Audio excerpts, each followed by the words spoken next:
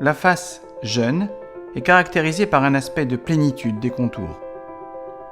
Elle apparaît bien homogène, équilibrée. On ne voit pas les zones de démarcation entre les différentes unités esthétiques. En 3 dimensions, le contour d'un visage jeune est composé d'arcs et de convexité harmonieuse. Un arc mandibulaire tout d'abord, qui va d'une oreille à l'autre. Un aspect de convexité des tempes. Un aspect de plénitude au niveau du tiers moyen avec une courbe qui présente une convexité harmonieuse. Il n'y a aucune démarcation visible.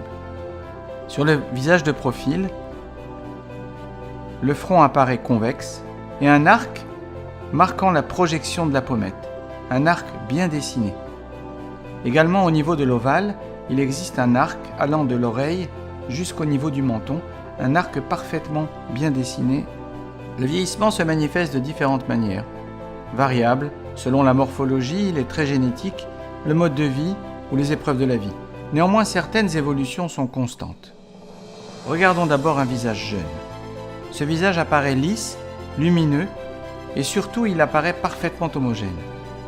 Il n'y a aucune tache, les vaisseaux ne sont pas apparents, la surface est douce, il n'y a aucune rugosité. On le voit bien chez cette jeune femme, chez qui le sourire fait apparaître des plis autour de la bouche, ainsi qu'autour des yeux. En fait, ce sont les différents compartiments graisseux du visage, homogènes et de bon volume, bien arrondis, qui sont responsables de cet aspect plein et rebondi du visage jeune, avec une succession d'arcs harmonieux et sans démarcation. Le visage vieillissant verra apparaître des altérations dans tous les domaines vus précédemment. Au niveau de la surface d'abord, l'aspect deviendra plus terne, moins homogène. Progressivement, l'aspect apparaîtra plus plissé, jusqu'à fripé même chez certaines personnes. Il y aura une apparition de taches, plus ou moins grandes, et également de coupes roses. Les rides d'expression commencent à apparaître, en imprimant la peau de façon durable, même au repos. Ainsi, les rides intersourcilières, les rides du front horizontales, les rides de la patte d'oie autour des yeux vont apparaître. Ces altérations de surface et liées aux rides d'expression ont déjà des solutions connues, plus ou moins agressives, mais toujours avec une amélioration. Le vrai défi qui est posé aujourd'hui à la médecine esthétique est celui de lutter contre les modifications de forme et de volume liées au mouvement des compartiments graisseux. De face, les tempes se creusent, la queue du sourcil va descendre, l'arcade sourcilière va devenir proéminente. L'arc mandibulaire que nous avons vu tout à l'heure, tendu entre les 2 oreilles, ne donne plus un ovale lisse et de forme régulière, mais donne un ovale ondulé. Les pommettes descendent, faisant apparaître une vallée des larmes, des cernes et des sillons nasogéniens.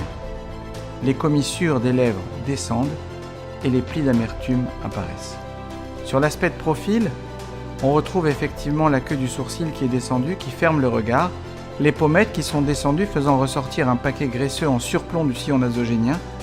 En bas, l'ovale perd son aspect harmonieux et régulier pour prendre une forme ondulée, faisant ressortir l'abat-jour. Le cou se relâche également. Jusqu'à présent, seule la chirurgie pouvait s'attaquer à ces relâchements, avec des liftings effectués à plusieurs niveaux. Un lifting cervico-facial pour l'ovale et le cou, un lifting médio-facial pour remonter la pommette avec des fortunes diverses d'ailleurs au niveau des résultats, et un lifting temporal pour remonter la queue du sourcil, avec tous les inconvénients bien sûr de la chirurgie. Le système EasyLift est venu combler ce manque dans l'arsenal thérapeutique du médecin esthétique.